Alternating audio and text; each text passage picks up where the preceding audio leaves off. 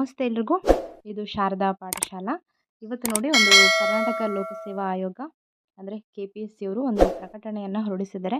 ಅದೇನು ಅಂತ ಈ ವಿಡಿಯೋದಲ್ಲಿ ತಿಳ್ಕೊತಾ ಹೋಗೋಣ. ಫಸ್ಟ್ ಟೈಮ್ ಯಾರಾದರೂ ನಮ್ಮ ಚಾನೆಲ್ನ ನೋಡ್ತಾ ಇದ್ದರೆ ಸಬ್ಸ್ಕ್ರೈಬ್ ಮಾಡ್ಕೊಳ್ಳಿ, ಸಪೋರ್ಟ್ ಮಾಡಿ ಅಂತ ಹೇಳ್ತಾ ಈ ಒಂದು ವಿಡಿಯೋನ ಸ್ಟಾರ್ಟ್ ಮಾಡೋಣ.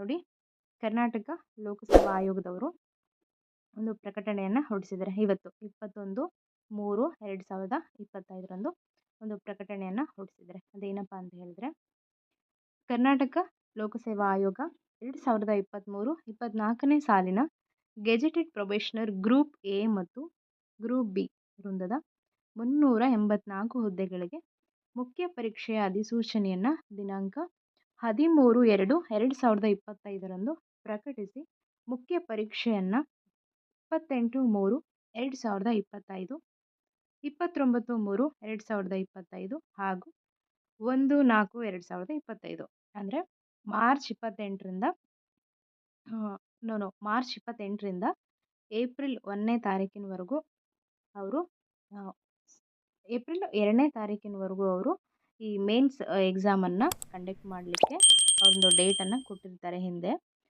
ಇದು KS 384 ಹುದ್ದೆಗಳಿಗೆ ಒಂದು ಮೇನ್ಸ್ ನಡಿಬೇಕಾಗಿದೆಯಲ್ಲ, ಸೊ ಹಾಗಾಗಿ ಅವರು ಡೇಟನ್ನು ಕೊಟ್ಟಿದ್ದರು.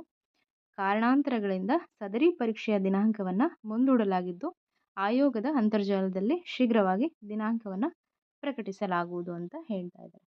ನೋಡಿ, KS ಮೇನ್ಸು ಈ ಒಂದು ಡೇಟ್ಗಳಲ್ಲಿ ನಡೆಸಬೇಕಾಗಿತ್ತು. ಆದರೆ KPSC ಅವರು ಕೆಲವೊಂದು ಇಶ್ಯೂಸ್ಗಳಿಂದ ಈ ಒಂದು ದಿನಾಂಕವನ್ನು ಅವರು ಮುಂದೂಡಿದ್ದಾರೆ. ನೆಕ್ಸ್ಟು ಮೇನ್ಸ್ ಯಾವಾಗ ನಡೆಯುತ್ತೆ ಅಂತ ಹೇಳಿ ನಾವು ಮುಂದೆ ಅವರು ಪ್ರಕಟಣೆ ಹೊರಡಿಸ್ತಾರೆ. ಮತ್ತು ಅಲ್ಲಿವರೆಗೂ ನಾವು ಕಾದು ನೋಡೋಣ ಯಾವಾಗ ಇದು ಮಾಡ್ತಾರೆ ಏನು ಅಂತ. ಇನ್ನು KS ತುಂಬ ಇಶ್ಯೂಸಲ್ಲೇ ಇದೆ. ಮರು ಅಧಿಸೂಚನೆ ಮಾಡಬೇಕು ಅಂತ ಒಂದು ಕಡೆ, ಇನ್ನೊಂದು ಕಡೆ ಮೇನ್ಸ್ ಎಕ್ಸಾಮನ್ನು ನಡೆಸ್ತೀವಿ ಅಂತ ಹೇಳಿಬಿಟ್ಟು ಇನ್ನೊಂದು ಕಡೆ ಈ ಥರ ಎಲ್ಲ ವಾದ ವಿವಾದಗಳು ನಡೀತಾ ಇದೆ. ಸೊ ನೋಡೋಣ ಏನಾಗುತ್ತೆ ಅಂತ ಹೇಳ್ಬಿಟ್ಟು. ಇದೇ ಥರ ಒಂದು ಎಕ್ಸ್ಕ್ಲೂಸಿವ್ ಅಪ್ಡೇಟ್ಸ್ಗಾಗಿ ಶಾರದಾ ಪಾಠಶಾಲೆಯನ್ನು ಸಬ್ಸ್ಕ್ರೈಬ್ ಮಾಡ್ಕೊಳ್ಳಿ ಅಂತ ಹೇಳ್ತಾ ಇವತ್ತಿನ ವಿಡಿಯೋನ ಇಲ್ಲಿಗೆ ಮುಗಿಸೋಣ. ಮತ್ತೆ ಸಿಗೋಣ. Bye bye. Thank you so much.